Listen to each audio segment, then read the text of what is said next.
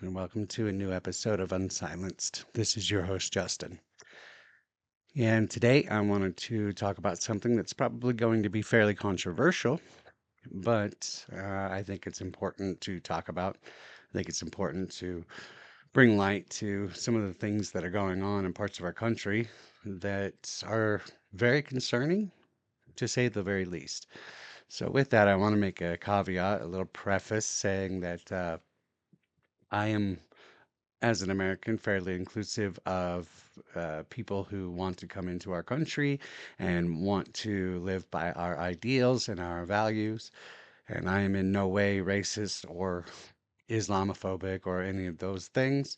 But you may take from this that I am when I am actually not. So please just listen through and make your own judgments based on that. But I just wanted to preface it with that. So today, of course, I'm talking about Dearborn, Michigan, and all of the things that are happening there that to me are very concerning. Um, Dearborn, Michigan has about a 55% Muslim population, which, America is the melting pot, and I think it's great we have people coming in. However, when we have that many that are there, we're starting to see a change in things where the Muslims there are not really assimilating to American life. Um, they're actually trying to take over a little bit and instill some of the things from the Middle East right here on American soil. So I'm going to start with a video clip and then we'll do some reactions on that. Contentious battle is brewing in Dearborn over a mosque using outdoor loudspeakers for their call to prayer.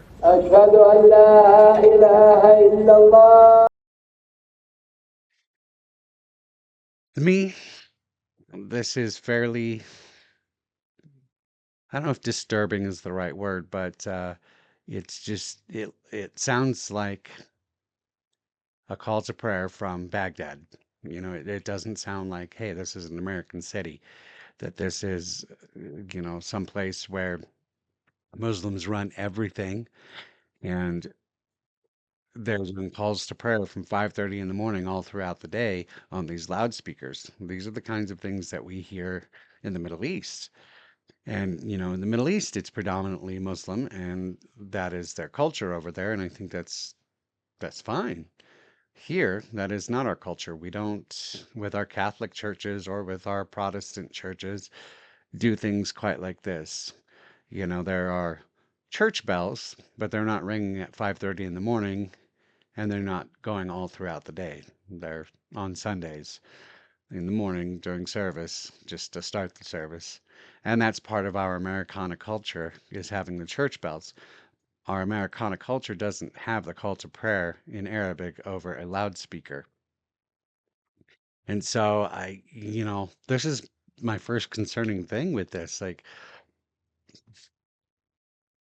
how is it that we're getting to this point in America where there is no American value at the moment right there? There's no American culture right there. I don't want to stamp on anybody's religious rights or whatever, but now everybody else's rights are being stamped on with this call to prayer. Those who are not Muslim in the area have to endure this, have to sit through this, and where maybe it's not, necessarily harmful, it is disruptive and it is something that may bother some of them. So let's go into some further clips on this. I spoke to the director of the Dearborn Community Center. This is the mosque being criticized for the use of its loudspeaker for its call to prayer. The director tells me this has been an ongoing complaint from a small minority in the community, and he insists no rules are being broken. Yeah, this is crazy. We don't want to bother anybody. So for those of you just listening in and not watching, these are CBS reporters talking about how the residents of Dearborn are upset about these noise violations with the call to prayer over the loudspeakers. and how it's impacting them. And there, the one guy at the end there was talking to one of the leaders of one of the mosques who say, oh, we're far under what we should be. It's not bothering anybody. It's not our aim to bother anybody. But the fact of the matter is that it is. And in Dearborn, Michigan, it was looked up that they have a noise ordinance. So from 10 p.m. to 7 a.m., you cannot have any type of loudspeaker. And they're talking about different decibels and how they're under a certain decibel limit or whatever. And this has been going on for years. And there even was brought up in the city council an order or a bill to be passed that would allow for the loudspeakers, and that was shut down. So they have not gotten permission yet. They still continue at 5:30 in the morning, which is between those quiet hours, to blast out on a loudspeaker the call to prayer in Arabic. And it is bothering many, many of the residents of Dearborn, Michigan. And the police have gone to investigate and to work on the noise ordinance part of it, but nothing really is being done. And it seems to be that the Muslims in the area are just going around and poo-pooing the law and saying, hey, we can do whatever we want. And so far, they've been able to pretty much do whatever they want. And whether that is because law enforcement is afraid to cause a problem and be called Islamophobic, or whether it is because the law enforcement is very pro-Muslim and just allowing this to happen is unclear. But it is something that is quite bothersome to a great many of the residents of Dearborn, Michigan. So, in kind of some latest news with Dearborn, there was an interaction between a Christian pastor, resident of Dearborn, and the mayor of Dearborn, Michigan, who is a Muslim. And the interaction was not very professional, and it was quite heated. Um, so we're going to watch that, and then we'll get some reactions on that. The best suggestion I have for you is to not drive on Warren Avenue, or to close your eyes while you're doing it. His name is up there, and I, spoke at a ceremony celebrating it because he's done a lot for this community. And I think it's quite hypocritical to know that you're approaching this podium when you yourself have videos on YouTube standing in front of my mosque saying the cruelest of things about Muslims, about the religion of Islam, because you are a bigot and you are a racist and you are an Islamophobe. And although you live here, I want you to know as mayor, you are not welcome here. And the day you move out of the city will be the day that I launch a parade celebrating the fact that you moved out of the city. Because you are not somebody who believes in coexistence. You're somebody who tries to preach it, but in fact you do everything but that. So I just want to put that on the record. Rather than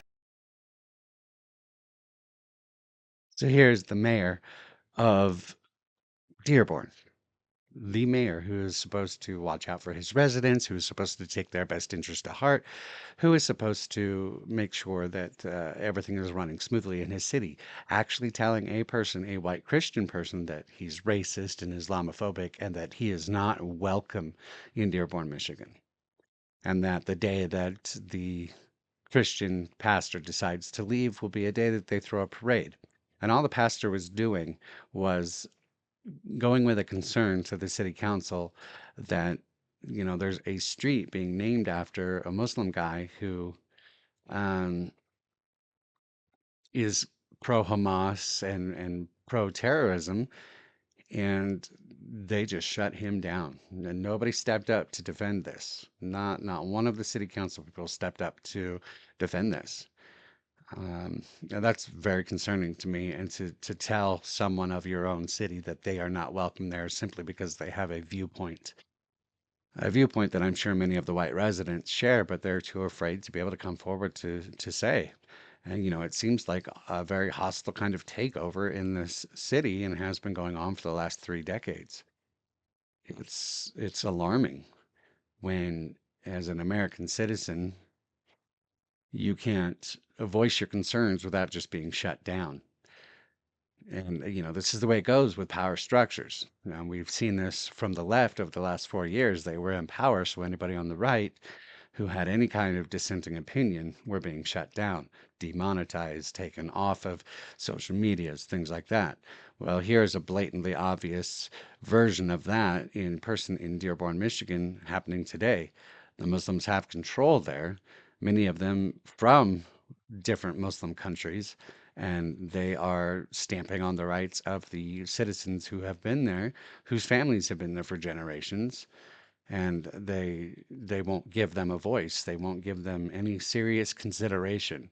They do a lot of lip service, but then their true colors start to come out on how this goes when someone does call them to the carpet to to explain themselves and to have some compromise with the other residents of Dearborn, Michigan. So let's view some further clips and just see what we think. Okay, well, I mean, I'm just reading his words here. That's fine, but They you're seem interpreting very his words after you read them. He did not use the word violence, did he? well. May I continue the rest of the quote? Well, if you say you want to read them, you can read them. If you want to interpret and give your own opinion of what he's thinking, that's a different story. Okay, sure. I mean, I'd love to discuss this. I just want to finish the quote because this is more. So, okay, I'll continue. Whether we are in Michigan and whether we are in Jenin, believe me, everyone should fight within his means. They will fight with stones, others will fight with guns, others will fight with planes, drones, and rockets, others will fight with their voices, and others will fight with their hands and say, free, free Palestine. So I just find it very. So that is that same Christian pastor who was reading some quotes from the guy that they're naming the street after, who called for violence of any type that needed to happen in any country, anywhere. Pick up stones, pick up whatever. Some will pick up their planes and drones and whatnot. So he's talking about an all-out kind of war, anything that will bring their cause further, whether that be violent or not. Use your words, use your fist, use your stones, use whatever you need to use. And again, that's very alarming. And as you see, they're just kind of shutting him down, saying, no, that's not violent. So they will allow you to read quotes or bring in whatever you want to these meetings. But if you're disparaging to anybody who may be Muslim, then you are in trouble. Okay, they will shut that down. They won't give you the platform to discuss those kinds of things, even though they're very true. He wasn't making anything up. He was reading facts. He was reading the exact words from this Muslim guy that they want to name the street after, or that I think they already have named the street after. And so, as we can see, they don't care about any of the dissenting views or values of anything with that. It's very disturbing to me that this is being allowed to go on, because with this, the Muslims in this area are not following any kind of American value. They're not fully assimilated to the American ways. They want it to be like a little Baghdad over there. They want it to be how they want it to be, and everybody else be damned as far as this goes. All right, let's watch a few more clips. Been coming to the Federation, the committee, and the council meetings for 2 years now to address the enforcement of the noise ordinance, which states it is unlawful to permit unreasonably loud, disturbing, unusual, unnecessary noise, which annoys, disturbs, injures, or endangers the comfort, repose, health, peace, or safety of others within the limits of the city. 2 years ago, a council member sought to change the noise ordinance to permit the mosque to use loudspeakers to play the call to prayer multiple times daily. This change was not passed at the council meeting, but the mosques in East Dearborn are now at times waking us up at 5:30 in the morning with the call to prayer, and at other times forcing us to listen to the prayer in our yard and in our own home. With our signed petition, my neighbors and I are asking for the respect to live peacefully in our own homes, as no permission was given by the city council to allow outdoor playing of the call to prayer. For the last 40 years, the call to prayer was either indoors, or at times it was printed, or it was on the app. What changed that they felt permission was given? The noise complaints have been made out, and the police have made numerous visits. As I've said multiple times, there is no change in ordinance for any religion, for any noise ordinance to do whatever they want or amplify sound and, impede on someone else's life and enjoyment of their property, which I've been consistent for 3 years with you on that. So I totally agree with you, and we have found instances where they have violated it, and we have been going there, so on and so forth. So we're going to have to come with a resolve that's going to be final. As you know, as I spoke at the last meeting, the officers went there, marked a mark for the level of the volume on the unit, took the knob off. Yeah, this woman is, discussing the fact that, they're having to wake up to this call to prayer at 5:30 in the morning. They're having to hear this all throughout the day, and not being able to just kind of live in peace in their area where they want, and basically getting lip service. So the point of this is that there is an ordinance on the book. Now, any white American person who's not of the Muslim faith in this area, if you broke that noise ordinance, the police would cite you. The point is that the police have not, in the last bunch of years, been citing or doing anything active to stop the loudspeakers from rolling from these mosques. They're breaking noise ordinance, which the ordinance has not been changed, and the bill was not put into place to allow for this. So they are essentially breaking the law, and this is just being allowed to happen. So the problem with this is that it's giving a pass to the Muslims who are doing this, and they're basically able to just trample all over the law, and they know they can, and they continue to do that. And so little by little, they're taking the rights away from the other American citizens that are there who are not of this Muslim faith, and just allowing all their rights to be pushed to the wayside for whatever the greater Muslim agenda is in the area. And this is what is so very alarming, that this can happen right here in Midwest America. This is not the Middle East. This is America, and this is happening. And this is not only happening in Dearborn. This is happening in Minneapolis. There's a huge Pakistani coalition down in Texas where this is happening. We're starting to see these little pockets bounce up in many, many different places. And if this is allowed to continue to go on without holding them to the same standards that we would hold Americans to that aren't of the Muslim faith, then we're going to see more and more of this takeover happen. And then what does that mean for the rest of our country? And what does that mean for time to come with the rest of our country? That's the part of it that's still kind of up in the air. All right, let's watch another clip. Been coming to the Federation, the committee, and the council. Well, this is Minnesota's flag was essentially changed to mimic the Somali flag. We also have everything going on in Dearborn, Michigan. And in addition to that, in this very city of Dearborn, Michigan, during a pro-Palestinian march, the Muslim population in Dearborn, Michigan decided to drop all pretenses about this being about Palestinian statehood and started chanting "Death to America" again in the United States.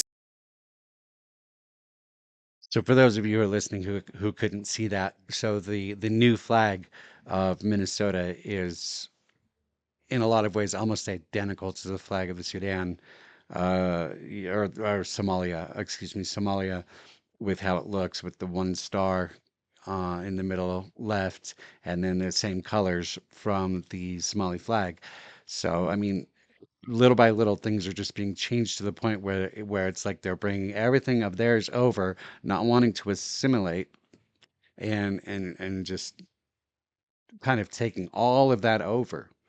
Okay, so this is so very, very concerning to me. This is actually kind of scary to me, because when you come to America as an immigrant, and we welcome people who come here legally and responsibly as immigrants to see, coming as an immigrant, what is it that you provide to America? This is why we should allow immigration, and only this.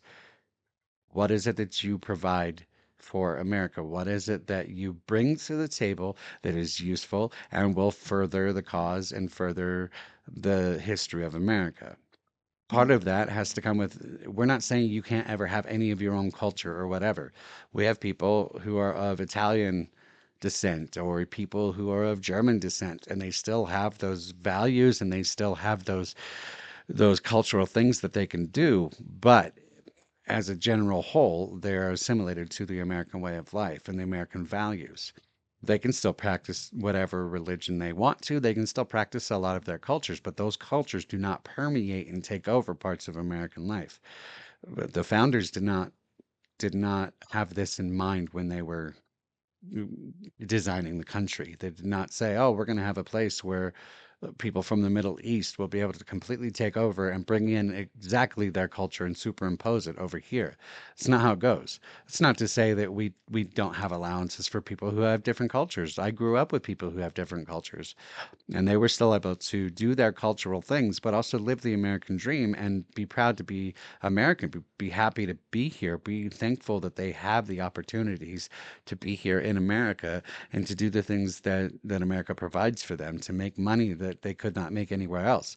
As far as women go from the Muslim areas, they're more free here than they ever would be over in the Middle East. That's why they choose to be here. But as we see in that headline, and for those of you just listening, the headline basically was saying, during these protests, that these Muslim Americans in these areas are saying death to America. Even though they're getting all of the benefits of America, they do not see themselves as American. They do not value the American values, and they just really kind of spit on us. They spit on the values of America, even though they are beneficiaries of it. So, they put their hand out to get whatever they can, but they don't appreciate it. And that's been the problem with immigration for a long time, and especially with illegal immigration. It's almost like they have a sense of entitlement, like it's owed to them. We come here, we get what we want. You owe us. And for the longest time, America has just given it out to them and let them do that, especially during the last 4 years with Biden. We allowed that to happen. And this is why we have such a crisis now. And these people don't care about American values. They don't care about Americans, and they get away with way more than any American ever would legally. Okay, we would be in jail for so many of these things that these illegals are out on, and they're committing more crimes, heinous crimes, crimes way bigger. And then we have people that are fighting for them. Unless you've got money as a white American person, you don't get anybody to fight for you. But if you're an illegal immigrant, it doesn't matter. They will fight tooth and nail for you. And the same kinds of things we're seeing here in Dearborn. And unfortunately, because the population of the Muslims has grown to the majority of the people there, they are now effectively writing the new laws, and they are effectively putting in whatever they want, even if that is in direct contrast to the American values in the area. And so the people who are there who are not Muslim are having to either just live through that and grin and bear it, or they're going to have to move away. And that's sad. That's unfortunate because some of them probably have been there generationally for a long time. But what they remember as their home is no longer their home, because over the last 30 years, it has turned into Baghdad over there. And we are seeing more and more of that. And the ideals and values of the Muslim culture are starting to take over. They've had to defend themselves against the fact that there's no Sharia law there, and there's no um, things like going against women or whatever. But the fact that they have to continue to defend that means there's probably some more going on there that may not fully be seen. And of course, the leftist news organizations are not going to cover that part of it, because it's all about diversity. It's all about inclusivity and allowing all this to happen. So they're not going to bring out the negative parts of what is going on over there. And that, to me, is a relatively frightening thing for the future of America if we continue to let these things happen. And again, I don't go into this lightly saying these things because I'm Islamophobic or whatever. I'm not. I'm very much on the side of people who want to do things correctly and who want to be here and who want to further their American values, because you can still do all that and hold on to your cultural heritage.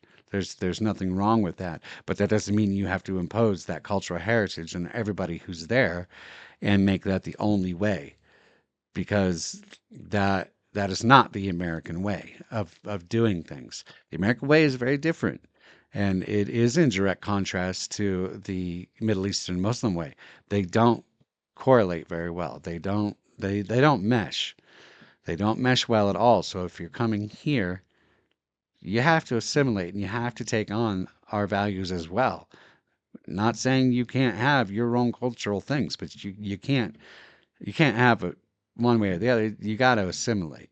So we're gonna do one more clip before we get to headlines about some of the stuff going on from the Dearborn area. Straight Arrow News is a great source for things that give you just news without a lot of political commentary in there. So it's not skewed one way or another. It's just the facts. So they're going to give you both sides. So here's some more with the Arab population. And for those of you who can't see, you'll get the audio from it, which we'll explain. Dearborn, Michigan, home of the largest Muslim population per capita in the United States. It was deemed as America's jihad capital in a Wall Street Journal opinion piece over the weekend, and controversy would follow. President Joe Biden would condemn the article, the city's mayor calling it bigoted and Islamophobic rhetoric, upping the community's security presence. The author standing by his article following the criticism, citing national security concerns. The piece highlights protests in Dearborn, Michigan, where the Muslim-majority population there largely supports Hamas and Iran, which puts them on the opposite side of official U.S. policy in the Middle East conflict. The Michigan city mourns over what America and Israel celebrate. Local mosques in Dearborn hold memorial services for terrorist leaders killed in Gaza. What America calls the October 7th terror attack, some imams in Dearborn celebrate as part of a holy war. The Wall Street Journal op-ed says open support for Hamas is spreading. Since October 7th, similar protests have occurred in major American cities featuring pro-jihadist imagery, chants, and slogans. What's happening in Dearborn isn't simply a political problem for Democrats. It's potentially a national security issue affecting all Americans. Counterterrorism agencies at all levels should pay close attention. But Steven Stilinski, the author, is being accused of spreading Islamophobic hate over his word choice. The mayor of Dearborn ramped up its police presence at mosque over the weekend in response. Abdullah Hamoud said the increased security was a direct result of the inflammatory Wall Street Journal opinion piece that has led to an alarming increase in bigoted and Islamophobic rhetoric online targeting the city of Dearborn. President Joe Biden also reacted, posting on X, "Americans know that blaming a group of people based on the words of a small few is wrong. That's exactly what can lead to Islamophobia and anti-Arab hate, and it shouldn't happen to the residents of Dearborn or any American town." Stilinski, taking heat, stands by his article, saying in an interview with the Associated Press, quote, "Nothing in my article was written to instigate any sort of hate. This is a moment for counterterrorism officials to be concerned." Since the start of the Israel-Hamas war, there has been a rise in Islamophobic and anti-Semitic threats. Counterterrorism officials say they are on high alert, and the threat of a terror attack on U.S. soil is on a whole other level since the conflict in the Middle East began. So, what those headlines, so there was that writer of the Washington Post who wrote that Dearborn has become the jihad capital of America. And I don't think it was far off. And, he claims that he wasn't writing that to be inflammatory. And I don't think that he was. He was just a concerned citizen like me saying, look, here's a problem. And especially since October 7th, we're seeing pro-Hamas terrorism chants and just support for Hamas in the streets. And for those of you who could not see the clip, I mean, we're talking about thousands of people with Palestinian flags in the streets and waving these flags and saying pro-Hamas, and there's a genocide happening in Gaza, and the Israelis are evil, things like that. So very, very anti-American, very pro-Palestinian, pro-terrorist organizations, and it's not just becoming a problem as far as optics or whatever. It's a national not a national emergency, but a national defense kind of problem. Is there terrorism that's going to be happening there? Are there terrorists that are going to be harbored there? It becomes an issue for the government as far as really kind of watching out for what's going on there, because if any kind of anti-American Islamic sentiment is going to come out, it will come out from a place like Dearborn, because that's where they are in mass, and that's where, obviously, as can be seen in news clips, they are rallying around the terrorist ideas of Hamas and the genocide in Gaza, whatever. And being very anti-Israel, which means they're anti-US as well. So, very concerning. This is very concerning to me. This is not the way America should be. Doors are open and welcome to people like this, but not to take over and reinstill your values here over Americans. That's not the way it should be at all, ever. And if that makes me a bigot or Islamophobic or whatever, then I guess in those terms, I guess I would be. But I have nothing against Muslim people. I have nothing against the faith of Islam. What I have a problem with is when you are overriding 250 years of tradition here in the United States to implement your things that come with Sharia law and come with anti-American sentiments. If you're going to live here, you shouldn't be anti-American. That's the bottom line. If you're living here, you shouldn't be anti-American. And right now, Michigan and Minnesota, those kind of areas, they're going to hell. And it's scary. And I encourage the voters there to really take a look at what's going on, and make better choices with that. Now let's get on to some headlines.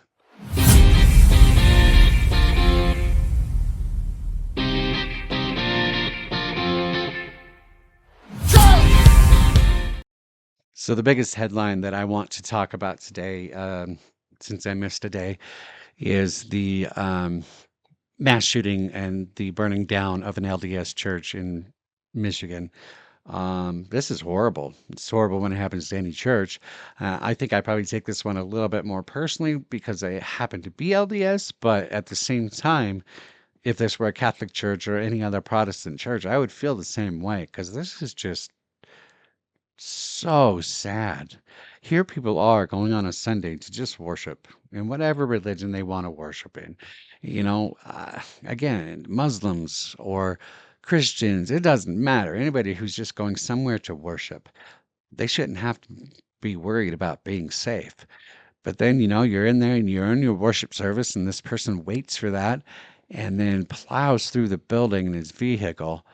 And when people come running to see, he pulls out a gun and just starts shooting. And then he has, gasoline as an accelerant and just lights the place up. This is disturbing. What red flags did this guy have? So apparently he's an Iraqi war vet. From some of the latest headlines I've been hearing, he's got some anti-Mormon viewpoints. It's who knows what the real motive is, and he was shot by police as they went in to stop the situation. But what were the red flags for this guy? Did he say things previously? It's not the gun's fault, of course. It's he had guns, so what? But should he have, or should he have had more access to mental health facilities or to counseling or so whatever? What was going on in this person's life? And I'm not blaming anybody for the acts of this person, but were there red flags, and what are these red flags that we need to look for? Because we've been having some crazy stuff. Since Charlie Kirk, we've had the shooting at the ICE facility. We've had the guy in North Carolina out on the boat in the river who was also a veteran of the United States military, shooting at people into a restaurant and killing a few. What is happening? Why are people just going so nuts lately? This is truly alarming and kind of really scary to me. We know there were red flags with the guy from the North Carolina one because he'd had several law or not law, but well, lawsuits, several lawsuits about how he was being targeted by this group or that group. So he obviously was having some very delusional thinking, and what was being done for him? You know, we're so concerned with our money going to help the illegal immigrants, and that's where a ton of taxpayer money has been going, but it's not there to fund things for people who fought for our country, and now they're going crazy and they're killing people.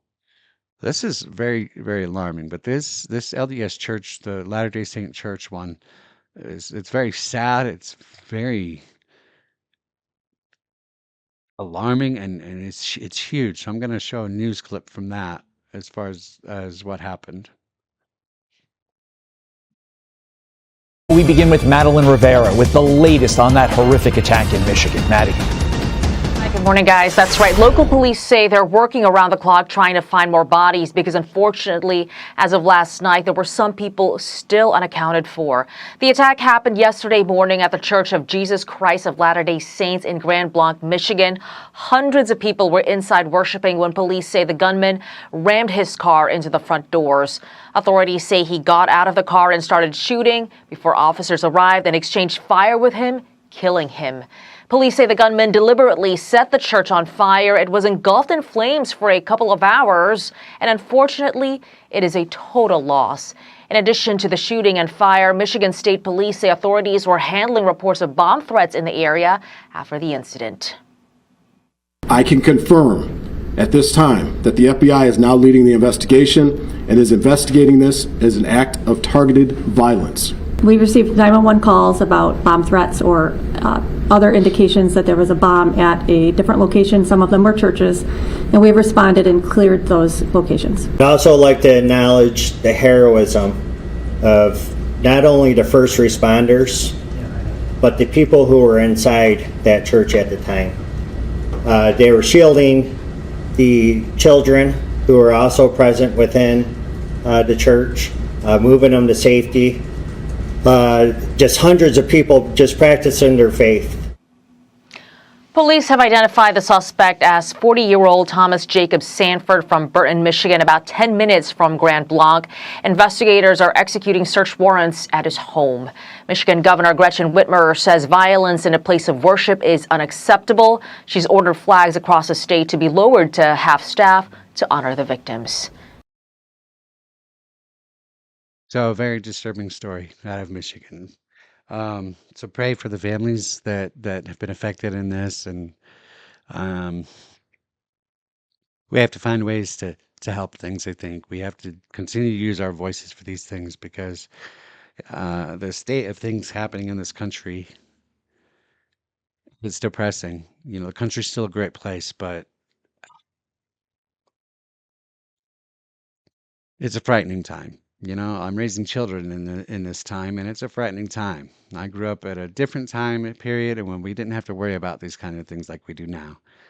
It's a very scary position to be in. But, you know, again, this is why I could no longer keep my voice silent. This is why I had to become unsilenced.